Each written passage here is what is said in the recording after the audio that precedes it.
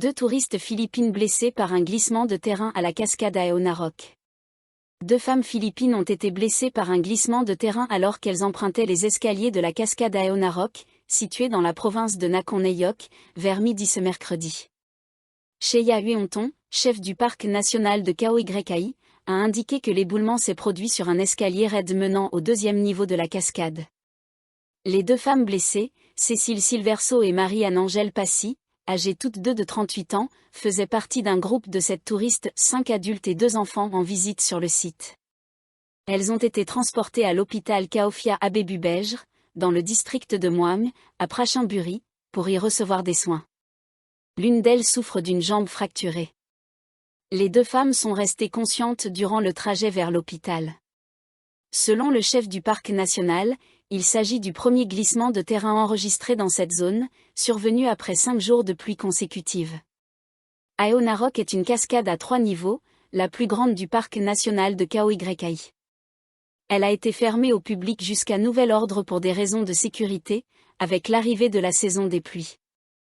Songkran 2025, 171 morts et 1208 blessés sur les routes en 5 jours. Les accidents de la route ont causé la mort de 171 personnes et fait 1208 blessés pendant les 5 premiers jours des vacances de Songkran, selon un rapport publié mardi soir. Le département de la prévention et de la gestion des catastrophes a indiqué ce mercredi qu'entre le 11 et le 15 avril inclus, un total de 1216 accidents de la route ont été signalés à travers le pays. La province de Phatthalung, dans le sud, a enregistré le plus grand nombre d'accidents, 44, tandis que Bangkok a compté le plus de décès, 15, et Lampan, dans le nord, le plus de blessés, 47. Kachorn Srichawanote, secrétaire permanent adjoint du ministère de l'Intérieur, a précisé que le nombre d'accidents, de morts et de blessés était en baisse par rapport à la même période l'année dernière. Les principales causes restent la vitesse excessive et la conduite en état d'ivresse. M. Kachorn a ajouté que ce mercredi marquait la fin des congés de Songkran et que le trafic serait particulièrement dense avec le retour des vacanciers vers Bangkok et les grandes villes, augmentant ainsi les risques d'accidents. Selon Chakreban Rinwong, inspecteur général du ministère des Transports, les Thaïlandais ont été plus nombreux cette année à voyager en bus, en train ou en avion pour Songkran. Le nombre de passagers sur les bus interprovinciaux a augmenté de 7% par rapport à l'an dernier, avec une forte hausse de 30% pour les trajets en train et en avion. 15e arrestation dans l'affaire de fraude médicale de 16 milliards de baht impliquant le Dr Boon. Une femme suspectée d'être impliquée dans l'affaire de fraude médicale de 16 milliards de baht visant le fondateur du Thonburi Healthcare Group, le Dr Boon Vanazin, a été arrêtée mercredi matin. La suspecte, identifiée par la police sous le prénom de Kotchaporn, serait une courtière en investissement. Elle avait quitté la Thaïlande avant d'y revenir récemment. Les médias l'avaient précédemment nommée comme étant Kotchaporn Suwanakut, âgée de 39 ans. Le ministre de la Justice, Tawe Sodsom, l'a interrogée au département des enquêtes spéciales, DSI. Il a déclaré par la suite qu'il y avait au total 16 suspects dans cette affaire, et que Kotchaporn était la 15e à être arrêtée. Seul le Dr Boon reste encore en fuite, et il ne se trouve pas actuellement en Thaïlande, a précisé le ministre. Le directeur général du DSI, Yutana Predam, a indiqué que 2 des 3 suspects ayant fui à l'étranger ont désormais été arrêtés. Son adjoint, Wisanu Chintrakol, a précisé que des alliés avaient facilité le retour de Kotchaporn, sans fournir plus de détails. Le capitaine de police Wisanu a également révélé qu'il y avait désormais 605 plaignants dans cette affaire de fraude. Selon les rapports, des courtiers en investissement auraient invité leurs clients à placer de l'argent dans des projets médicaux prétendument lancés par le Dr Boon. Les investisseurs auraient au total injecté environ 16 milliards de bahts, sans jamais voir de retour sur investissement.